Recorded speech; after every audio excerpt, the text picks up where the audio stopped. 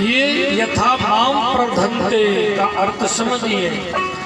जो मुझे जिस प्रकार से भजता है, मेरा पूजन करता है, मैं उसी प्रकार से उसकी श्रद्धा को और आगे बढ़ाता हूँ। मम वर्तन्ते, जो मेरे भक्ति के लिए जैसा बर्ताव करता है, मैं उसकी भक्ति को पुष्ट उसी तरह से करता है। ऐसे भगवान कृष्ण से उन्होंने कहा, पागल हो गई गोपियां, यशोदा नंद बाबा, कृष्ण तुम नहीं जानते, मैं गुरु बृहस्पति का शिष्य हूँ।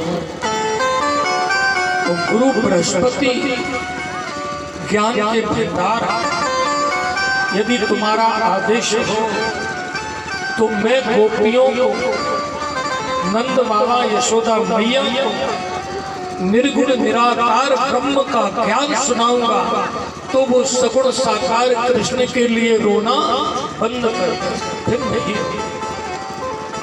भगवान कृष्ण ने कहा, उद्धव यदि तुमने हमारा ये कार्य पूरा कर दिया तो तुमसे श्रेष्ठ कोई मेरा भक्त नहीं। गच्छ शीघ्रं ब्रजं हे सखे, सुंदरम श्रीलता कुंजम। हे सखे उठो, अब तुम देर न करो, अति शीघ्र चले जाओ, तैयार हो, और तुम्हारे लिए मैं पत्र लिख देता। शैल कृष्णा प्रभाचारो, वृंदावनम गोपी गोपै। वह कुंज लताओं के वन में मेरी गोपियां मेरे विरह में रोती, उन लताओं से लिपट के रोती। मेरे विरह में गोपियां कृष्ण हो रहे, शरीर सुख दे। अब तुम देर न करो, शीघ्र चले जाओ। मैं तुम्हें एक पत्र लिख रहा हूं। एक पत्रम तो नंदावै दीयतां शीघ्रम्।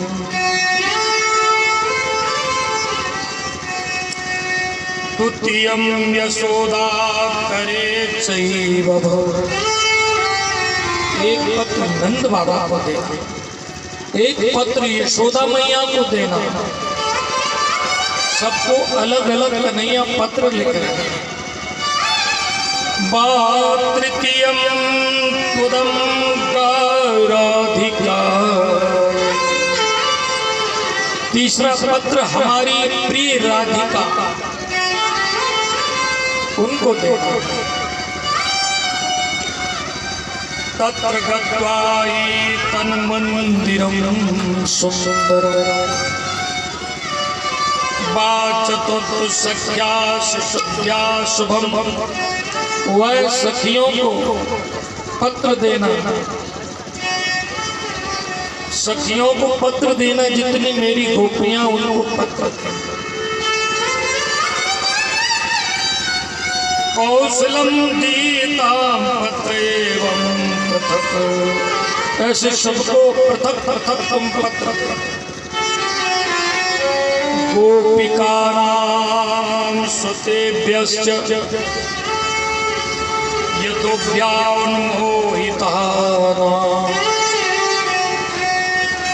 साधेयीनां पत्राणि भुः। ऐसे भगवान ने पत्र लिख दिए, पीताम्बर उड़ा दिया। पीताम्बर ओढ़ करके रथ में बैठ करके उद्धव 12 किलोमीटर तो चलता। देखिए बंधु प्रेमी बड़ा कठोर होता है, जरा ध्यान देंगे विद्वान जन। प्रेमी की दृढ़ता देखिए। 12 किलोमीटर गोपियां एक दिन में 2 बार मिलके कृष्ण से आ जाती, लेकिन क्यों नहीं आती? गोपियां कहती हैं कि हमसे कह के गए हैं कि परसों आ जाओ, तो वो कृष्ण क्यों नहीं आता, मैं क्यों जाऊंगा? यही प्रेम है, सच्चा प्रेम यही होता है, सच्चा प्रेम होता है। मजनू मस्त दीवाना खुदा के दर पे क्यों जाए, ये दीवानगी है। गर खुदा को जरूरत है तो लेना बन के, अब ये शब्द तो उर्दू अल्फाज है और अल्लाह की बातें हैं इसमें, लेकिन ये ब्रह्म कृष्ण की बात को इसी तरह से सुनिए। वो उन्हें याद करे जिसने भुलाया हो कभी, वो उन्हें याद करे जिसने भुलाया हो कभी, हमने उनको न भुलाया न कभी याद किया। जिसने भुलाया ही नहीं वो क्या याद करना। अच्छा, सही बोलना पति को याद करना पड़ता है, और आप भी भैया सही बोलना ईमानदारी से पत्नी को याद करना पड़ता है, नहीं करना पड़ता। वो तो याद बन के बसी है हमारे उर में। पंडित जी चाहे 200 किलोमीटर दूर, लेकिन देवी तो उर में बसी रहती है, वो उर्वशी है। तो ये से जगह ये भी है, उसमें या तो प्रेमी को बसा लो या प्रेमिका को बसा लो। वो प्रेमी ये कि वो है भगवान, और दूसरे सब स्वार्थी हैं। यहाँ जितना भी दुनिया में प्रेम दिखाई देता है वो सब वासना का स्वार्थ है, विषय का स्वार्थ है, प्रेम नहीं है उसमें। प्रेम यदि हो तो धक्का मुक्की क्यों हो? प्रेम है नहीं। सच्चा प्रेम जब होता है जब वासना से रहित हो जाए, विषय न रहे शरीर में, तब वो प्रेम को कुछ पहचाने जान पाएगा, नहीं जानता। तो ये वासना है, ये स्वार्थ के रूप में आती है वासना, और ये प्रेम है जो निर्मल होता है। कैसा निर्मल प्रेम? जैसे छोटी कन्या होती है और उससे माता पिता कितना लाड़ दुलार करते हैं, प्रेम। जैसे माता पिता का पुत्री से प्रेम होता है, निर्मल प्रेम होता है। माता पिता का प्रेम पुत्री से निर्मल होता है, भाई और बहन का प्रेम निर्मल होता है। बहन जवान होती है, होती नहीं। जब वो अपने भाई के गले लग के रोती है, भाई रोता है, बंधु, वो कौन सा प्रेम होता है? उसे कहते हैं निर्मल। ये निर्मल प्रेम। ये गोपियां बस उसी प्रेम में डूबी हुई। बाल चाहते तो दिन में 2 बार मिलके आ जाते कृष्ण से।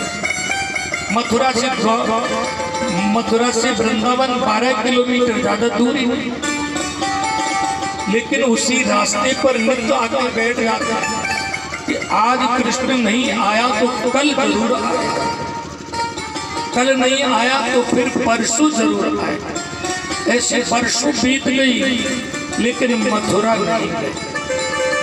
आज पहली बार रथ को देखा आते हुए, पीतांबर ओढ़े हुए, ये बस कृष्ण ही हो सकता।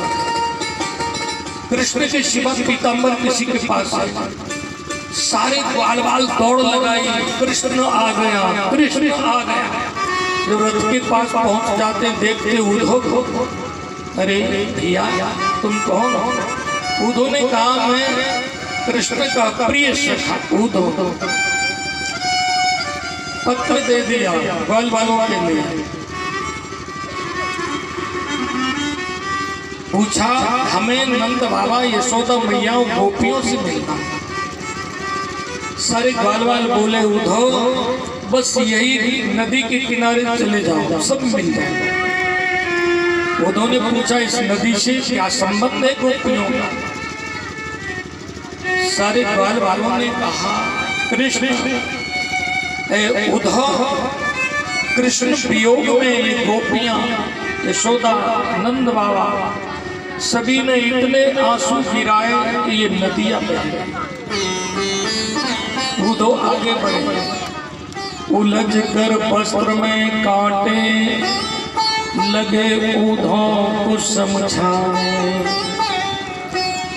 तुम्हारा ज्ञान पर्दा फाड़ देंगे प्रेम दीवाने।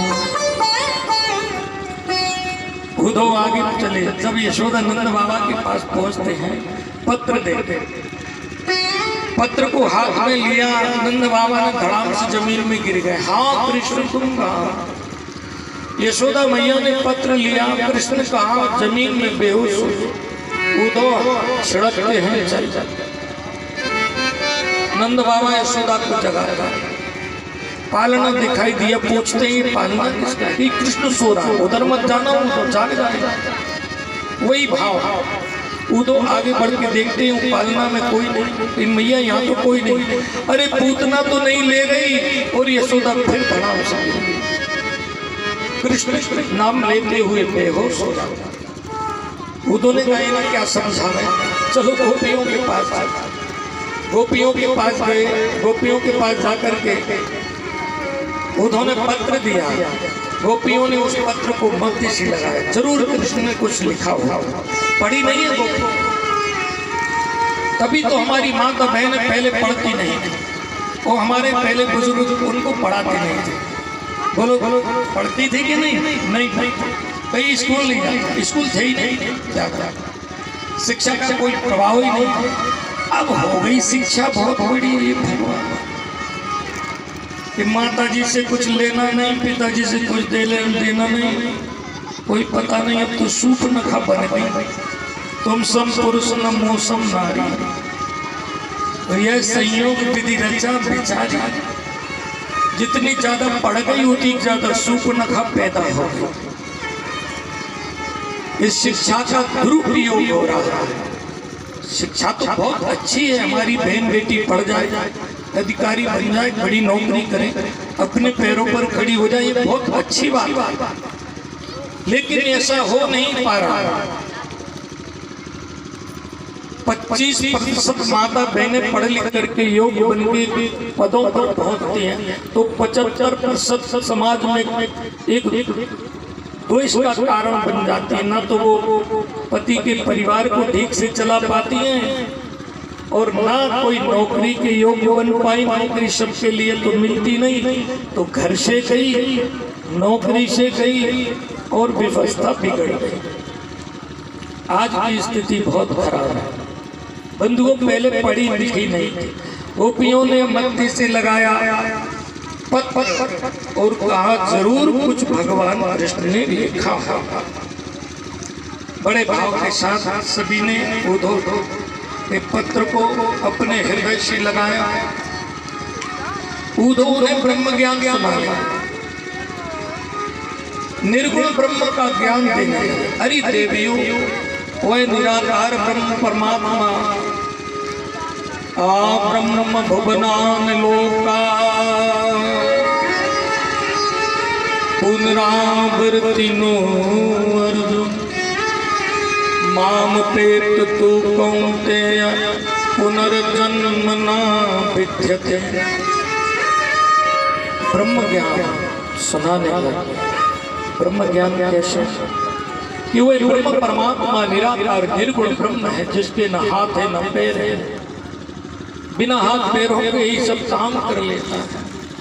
ब्रह्म भूता प्रसन्नात्मा न सोचती न कांचती निर्द्वंदो ही महाबाहो परम सिद्धो मितो गता। ब्रह्म को जानने के लिए यहाँ वो तो बड़ी सुंदर रास्ता बताते हैं। ब्रह्म भूता प्रसन्नात्मा, वही ब्रह्म को प्राप्त शीघ्र हो जाएगा जो सदा प्रसन्न रहने वाला पुरुष है। सदा प्रसन्न रहता है, न सोचती न कांक्षती, न तो सोचता है और न कोई आकांक्षा करता है। ये ब्रह्म को प्राप्त हुए पुरुष की स्थिति का वर्णन कर रहे हैं। गोपियां बोली निर्गुण कौन देश को बासी, ये निर्गुण कौन देश में रहता मैं नहीं जानती, मेरा तो एक मन है। उधो मन न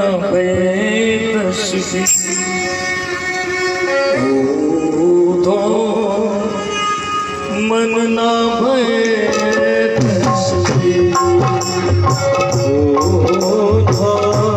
मन ना भय एक सो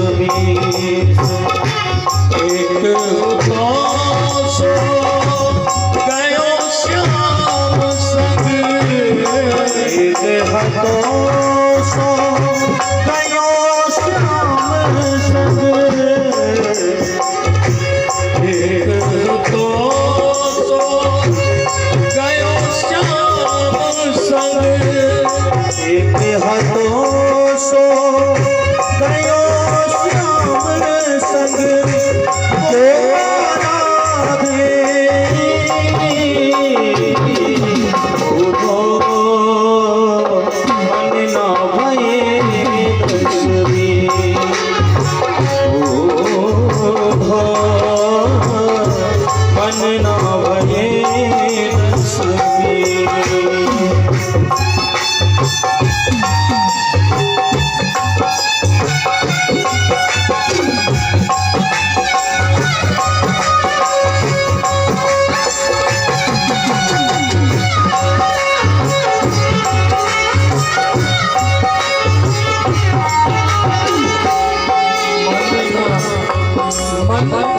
तस्वीश नहीं है। बिन पग चलहि सुनहि बिन बिन पग चलहि सुनहि बिन उधो ब्रह्म ज्ञान सुनाने। बिन पग चलहि सुनहि बिन बिन पग चलहि सुनहि बिन गाना, बिन कर करहि बिना, कर बिन करहि बिन नाना, आनंद लालित सकल रस भोगी, आनंद रहित सकल रस भोगी, बिन बाणी पद जोगी, बिन बाणी पद जोगी, तन बिन परनयन बिन देखा, तन बिन परनयन बिन देखा, रहे ज्ञान बिन पास से, रहि ध्यान बिन बास से। ऐसा वो निर्गुण परमात्मा